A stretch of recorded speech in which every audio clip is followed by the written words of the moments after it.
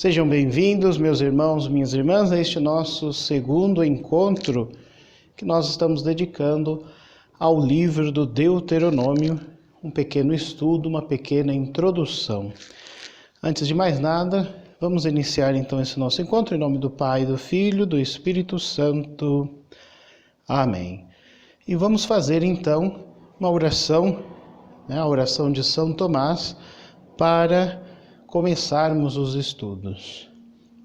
Criador inefável, vós que sois verdadeira fonte de luz e de sabedoria e o princípio supremo de todas as coisas, dignai-vos infundir sobre as trevas da minha inteligência o esplendor da vossa claridade, afastando de mim a dupla obscuridade em que nasci, o pecado e a ignorância. Dai-me perspicácia para entender, capacidade para assimilar, método e facilidade para aprender, talento para interpretar e graça abundante para falar. Dai-me habilidade para começar, segurança para prosseguir e perfeição para concluir. Vós que sois verdadeiro Deus e homem, que viveis e reinais pelos séculos dos séculos. Amém. Então, meus queridos irmãos e irmãs, no último encontro nosso, nós dedicávamos aí uma pequena introdução e eu gostaria só de relembrar o conceito de história da salvação. Então você viu que o conceito de história da salvação nós utilizamos justamente para manifestar esse desejo de Deus de salvar ao homem. Então ele dispõe de formas e modos muito práticos, visíveis, para que nós possamos então chegar a essa bem-aventurança que Ele nos preparou. Para hoje, então, nós vamos adentrar um pouco mais no livro do Deuteronômio e eu vou deixar para vocês uma outra lição de casa ao final desse encontro. Primeiro, dizer que o livro do Deuteronômio, a palavra Deuteronômio, ela é uma palavra grega e ela significa segunda lei, outra lei. Provavelmente os estudiosos dizem que foi um erro de tradução do que está escrito então em Deuteronômio capítulo 17, versículo 18, porque diz assim, será uma cópia dessa lei, alguns traduziram por a segunda lei, então parece que foi um erro aí de tradução e na verdade o livro em hebraico ele se chama Devarim, ele não se chama Deuteronômio. Então a comunidade que vivia em Alexandria, já lá por volta do século III a.C. até o século I, já tinham dificuldades de falar o hebraico. Então, obviamente, a Sagrada Escritura foram sendo traduzidas para o grego. Naquela época era a língua mais falada e que o pessoal entendia.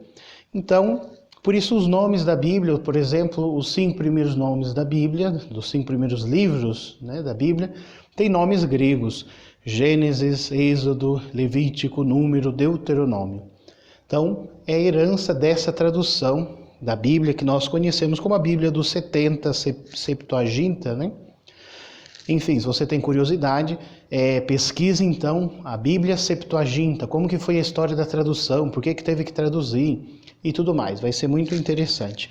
Para nós aqui não nos interessa tanto essa parte, então nós vamos deixar para você a sua curiosidade, para que você possa pesquisar isso. Nós temos que entender então que o livro do Deuteronômio, ele tem uma ligação muito profunda com o decálogo daqueles 10 mandamentos que foram proferidos e entregues por Deus, por meio de Moisés, no Monte Sinai. Então, nada mais é que o livro do Deuteronômio é uma recapitulação desse decálogo para o povo. Então, não percamos de vista o seguinte, Moisés está então conduzindo o povo à terra prometida, já está ali na estepa de Moabe, já na planície, próximo à terra prometida, e então ele faz uma recapitulação de como que o povo tem que se portar para viver bem. Então, o povo já dessa época já tinha passado pela experiência até mesmo do exílio da Babilônia. Então, nós estamos falando já lá no século V, VI, antes de Cristo. Eles já tinham tido a experiência do exílio, da dominação assíria, depois dos babilônicos também. Então a pergunta era, o que nós estamos fazendo de errado? Por que Deus, que é o Javé, que é o nosso Deus, que é um Deus guerreiro, por que Ele permitiu que nós fôssemos então subjugados, levados para o exílio, perdemos as nossas terras, as nossas tradições, o nosso templo? Por que Deus permitiu tudo isso? Então, o livro do Deuteronômio ele vem ser uma resposta a essa experiência negativa que teve o povo de Israel. Então, a conclusão que vai se chegando nesse livro do Deuteronômio, na verdade, não é que a culpa é de Deus. A culpa foi da infidelidade humana. Quer dizer, Deus propôs um caminho, propôs umas leis, propôs uns modos concretos, pelos quais ele pudesse se aproximar ao seu povo e ajudar o seu povo, mas o povo muitas vezes quis caminhar sozinho. Esse foi o pecado de Adão e Eva, quiseram ser igual a Deus, mas sem Deus. Esse é o grande problema da humanidade hoje também. Nós muitas vezes queremos as coisas, queremos a santidade, queremos a paz, queremos a felicidade e nós muitas vezes tiramos Deus de jogo. Então acreditamos que o dinheiro vai nos trazer tudo isso e quando a gente chega a gente vê que a nossa vida está vazia ainda. Então o livro de Deuteronômio ele vai falar justamente disso também, ao povo, cuidado porque vocês estão abandonando a Deus. E por isso, então, passaram todas essas misérias, todos esses problemas. Então, os estudiosos dizem, 20% do livro do Deuteronômio está quase que é uma releitura idêntica, praticamente, do decálogo, das leis, de que foram colocadas no livro do Êxodo. É um paralelo muito forte aí. Outra questão que nós temos que deixar claro, já falamos da questão do nome, o que significa Deuteronômio. Já falamos no primeiro encontro de que o livro, ele todo por trás temos que ter muito claro a ideia de lei, porque está muito forte essa ideia, o que é a lei, nós vamos falar mais à frente. E agora nós vamos falar um pouquinho do contexto histórico, geográfico desse livro e qual que era o objetivo dele. Então, só repetindo, o povo se encontra, na narração do livro do Deuteronômio, se encontra muito próximo já às planícies de Moabe, próximo à terra prometida. E então Moisés ali proclama seus três grandes discursos. A Bíblia de Jerusalém, ela vai colocar 3 grandes discursos de Moisés. Há estudiosos que dizem e dividem o livro de Deuteronômio em 4 grandes discursos de Moisés. Isso é uma questão puramente didática, isso não atrapalha nosso entendimento. Nós vamos ler um pouco o livro de Deuteronômio, lógico que esse é um dos objetivos, o mês da Bíblia para não ler a Bíblia, então não tem sentido. Então o mês da Bíblia para ler a Bíblia, então nós também vamos lê-la. E vamos então dividir para que vocês saibam uma maneira didática, nos 3 grandes discursos de Moisés. Bom, qual que era então, onde eu estava, da questão, o livro de Deuteronômio, nós falamos também no primeiro encontro, que é um livro demorou muito tempo para ser gestado, 300 anos, e teve vários autores, então ali você tem recompilações de várias doutrinas, de várias épocas, de várias leis, mas o livro de Deuteronômio então ele tenta recompilar tudo isso e atualizar. Por quê? Para o povo que vai entrar na nova aliança, na nova terra, tem que observar essa aliança que Deus deu. Então você vai encontrar no livro de Deuteronômio um livro profundamente enraizado, encarnado na cultura e nas tradições daquele povo, daquele momento. Então a palavra de Deus, ela foi relida à luz daqueles acontecimentos, depois dos exílios, depois de tanto sofrimento para o povo. E então o livro ele quer ser essa resposta, ela quer ser essa forma de responder ao povo porque eles passaram por toda aquela crise de fé que eles tiveram, Bom, vale ressaltar também que o nosso livro do Deuteronômio, ele vai passar a refletir também muito daquela cultura onde ele passou, onde ele foi escrito, que haviam vários deuses, várias religiões, né? O judaísmo naquela época não era a única religião, haviam várias, mas começa a ser a única religião a proclamar um único Deus, né? A monolatria. Então, muitos até diziam, pode haver outros deuses, mas Javé é o maior dentre todos. Nós temos o Deus que é o, digamos assim, o chefe de todos, até então chegar no monoteísmo, da afirmação de que só existe um Deus, né? E toda essa tradição, ela vem sendo passada de pais a filhos, pela comunidade, na leitura da Torá, da Bíblia, para eles naquele momento. Bom, chegando a esse ponto, nós então podemos perceber que o povo de Israel, ele já próximo à entrada ali da Terra Prometida, precisava então de novas leis. Para que serve uma lei? Hoje, no nosso contexto, na nossa realidade, a lei muitas vezes é vista como algo negativo, porque me proíbe fazer alguma coisa. A lei, então, é algo chato. Eu não gosto da lei. Já vem com legalismo, temos até este termo, né? Essa pessoa é muito legalista, é muito aferrada à lei. Bom, mas a lei, nós não temos que perder de vista a ideia de lei que Deus dá, né, do que é a lei. A lei, ela passa a ser então um presente de Deus. Ela não é um castigo, ela não é uma imposição somente, ela é um presente de Deus, é um modo como Deus, para a nossa condição humana, enxergou, viu, de que nós podíamos caminhar. A base, então, dos mandamentos, de cumprir leis.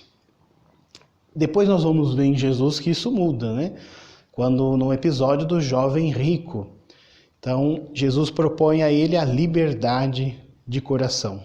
Não mais, a lei ela conduz à liberdade, isso é óbvio, mas muitos ficam ainda só no âmbito de cumprir, né? Cumprir os preceitos. E Jesus, ele propõe um passo a mais, né? Nós vamos ver isso mais adiante também.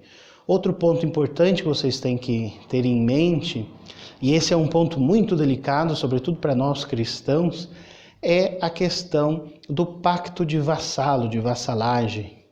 Então, esse foi o modo como Israel, aquele povo primitivo, entendeu a sua relação com Deus.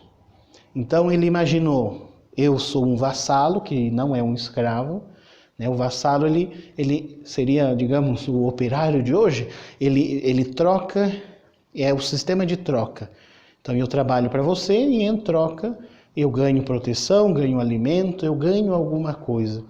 E essa ideia de pacto, de vassalo, de vassalagem, vai ficar muito forte, e nós vamos ver muito isso no livro do Deuteronômio e todo o Antigo Testamento. Qual que é o problema? É que nós então começamos a ter uma religião, uma ideia, uma teologia baseada na troca, numa espécie de escambo. Então, se eu rezo 10 Ave Maria, 10 Pai Nosso, eu vou conseguir isso. Então, nós precisamos aclarar bem essa ideia, temos que explicar bem o que é isso, porque para nós cristãos houve uma grande mudança. Cristo, então, muda totalmente esse sentido do pacto, né? Deus não tem um dever para comigo, né? Se eu faço alguma coisa, eu fui lá, rezei a missa, então agora eu tenho que ganhar as bênçãos, né? Então essa ideia de pacto, toma lá da cá, eu faço isso para receber aquilo, nós temos que ter muito cuidado, sobretudo nós cristãos, católicos, porque é uma ideia perigosa, pode gerar uma vida cristã muito perigosa. E isso nós vamos tratar, sim, mais para frente. Então agora eu só jogo essa dúvida, né? Comece a pensar na sua casa, aí onde você está, essa ideia de troca é correta? Se eu rezo 10 Pai Nosso, vou na missa, então eu posso exigir de Deus uma graça, uma bênção? Qual que é então o sentido da oração? Isso vai fazer você refletir o porquê você reza. Por que eu tenho que ler a Bíblia? Eu vou ler a Bíblia para conhecer a Deus e Deus vai me dar então a salvação, mas é um dever dele? Então, assim, esses questionamentos é interessante que você possa cultivar durante esses dias aí e estar se perguntando: é correto a troca?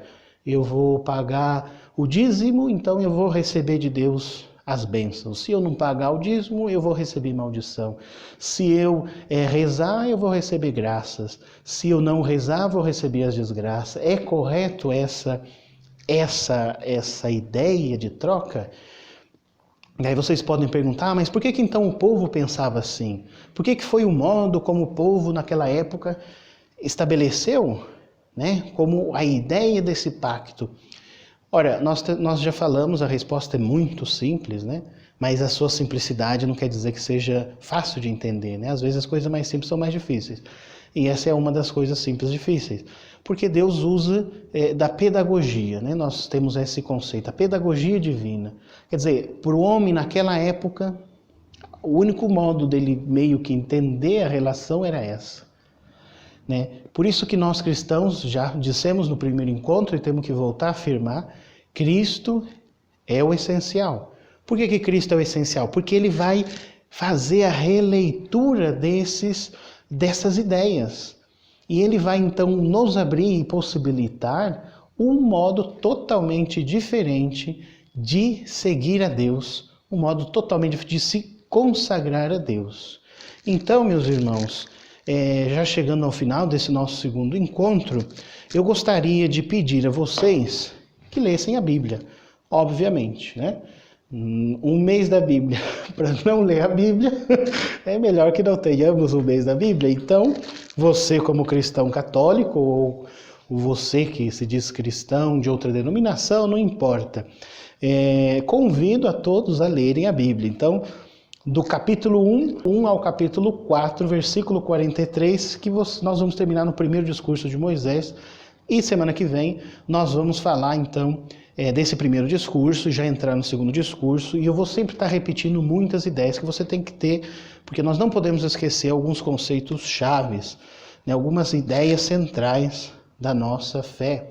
Porque tudo isso, como nós bem sabemos, né, a Bíblia ela tem que se encarnar novamente em nossa vida. E esse é um trabalho mais difícil que estudar a Bíblia, que saber quem foi o autor, que ano que foi, é transformar a Bíblia em vida, né?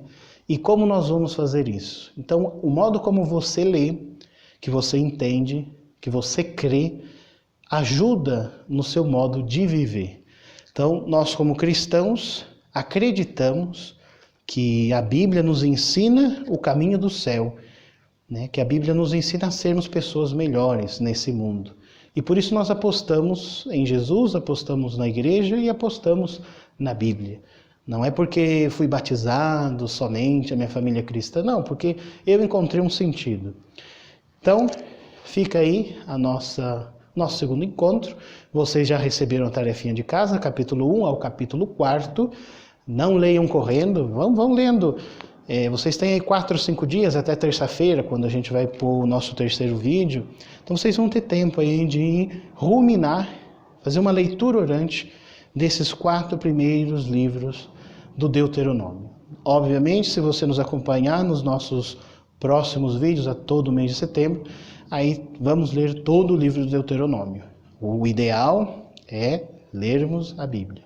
Então fiquem com Deus. Até mais e que São Domingos nos abençoe. Em nome do Pai, do Filho e do Espírito Santo.